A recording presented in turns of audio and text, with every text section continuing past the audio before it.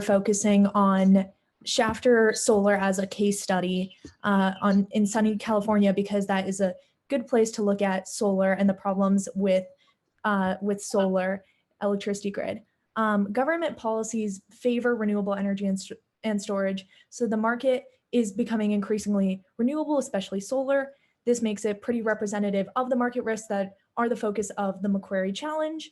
Our site is Shafter Solar. It's a NextEra owned solar farm in the middle of California, and it provides energy solely to PG&E. It has a 20 megawatt capacity, and it's currently signed with a PPA agreement with PG&E priced at $94 per megawatt hour.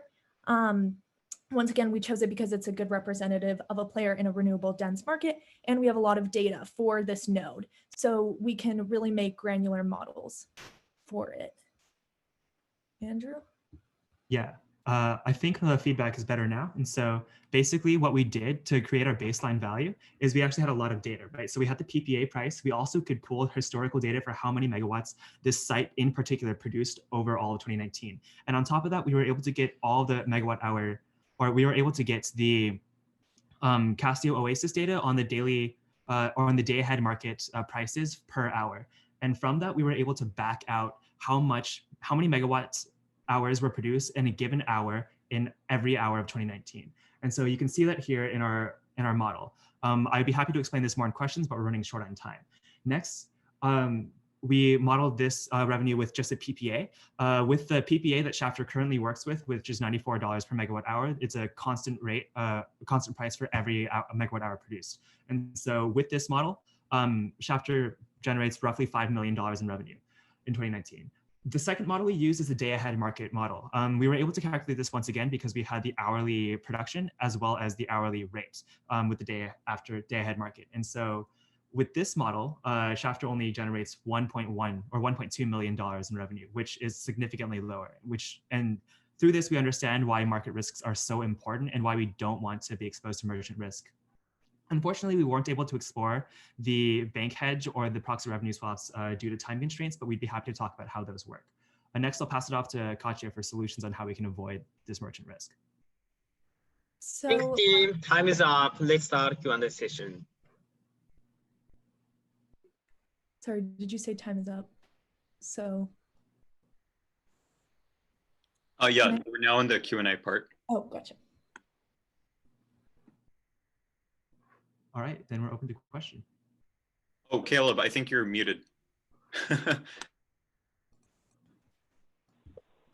Sorry, just came undone. I don't think I'm having feedback issues on my end.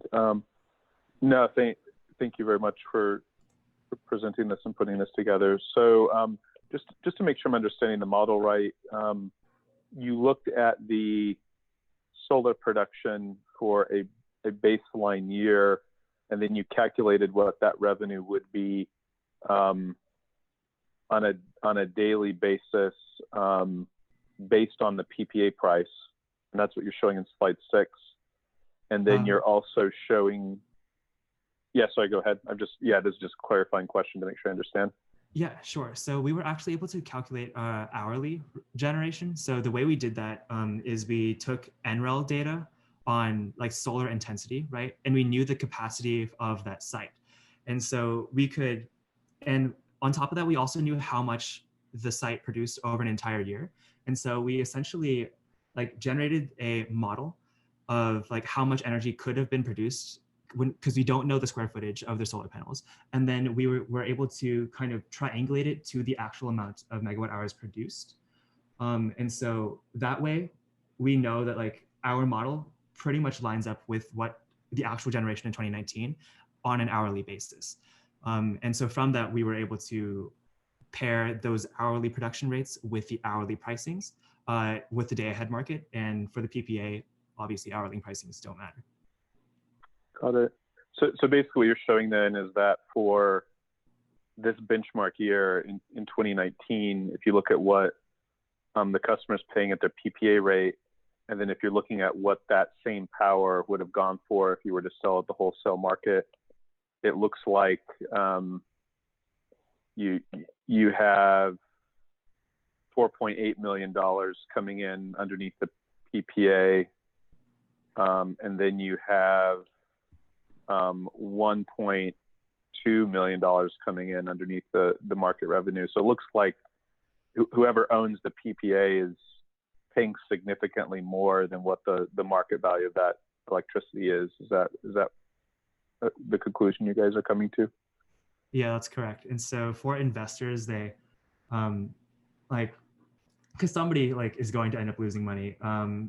Producers obviously want those longer agreements, and then this is kind of why we see the phenomenon of PPAs becoming a lot cheaper over time. This PPA was signed in 2013, and 6 years later, the market value is so much lower.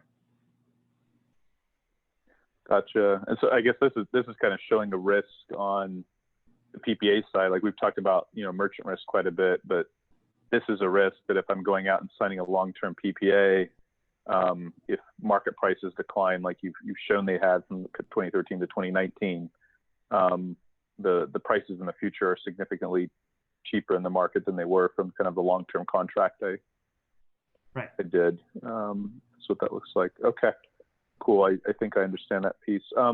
Maybe talk a little bit about kind of the role you see in batteries and how batteries can kind of help play a part. I know you didn't get that in the presentation, so maybe you can speak to that a little bit in the Q&A part. Yeah, of course, I got it.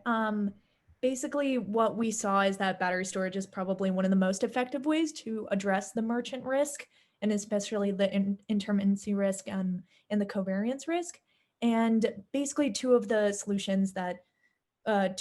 investments we recommend would be the TPV cells and sulfur batteries, which are both up and coming. So we couldn't include those into our financial model as they are too expensive, but we also suggest policy initiatives in order to kind of further those battery storage mechanisms, and policies like investment tax credits for batteries, similar to the solar tax credits that already exist, can make those more cost efficient and available for use sooner. Also, those two battery storage options would be good for the Shafter plant specifically, especially because of the amount of solar radiation coming in and how TPV cells can kind of produce electricity twice and then almost double the capacity of the plant for storage and address those peak demands. Thanks, team. It's time. We move on to the next team.